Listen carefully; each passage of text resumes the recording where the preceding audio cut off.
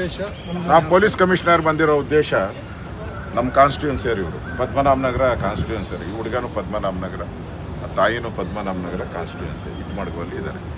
ನನಗೆ ಮೆಸೇಜ್ ಬಂತು ಈ ಥರ ನಿನ್ನೆ ಫಿಸಿಕ್ಸ್ ಅಲ್ವಾ ಫಿಸಿಕ್ಸು ಕೆಮಿಸ್ಟ್ರಿ CET ಎಕ್ಸಾಮಲ್ಲಿ ಬಲವಂತವಾಗಿ 3 ಜನ ಇಂಟೆನ್ಷನಲ್ಲಿ ಆ ಜನಿವಾರವನ್ನು ರಿಮೂವ್ ಮಾಡಿ ಅಂತ ಗಲಾಟೆ ಮಾಡಿದ್ದಾರೆ.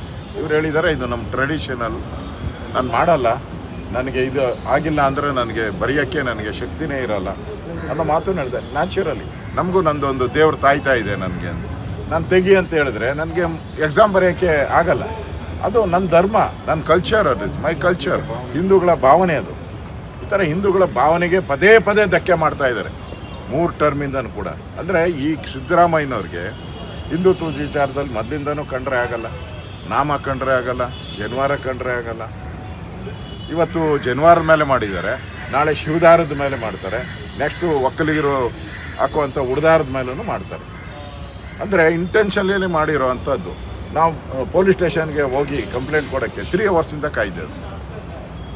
FIR ಮಾಡಲಿಲ್ಲ, ಅವನು ಯಾಕೆ ಮಾಡಲಿಲ್ಲ?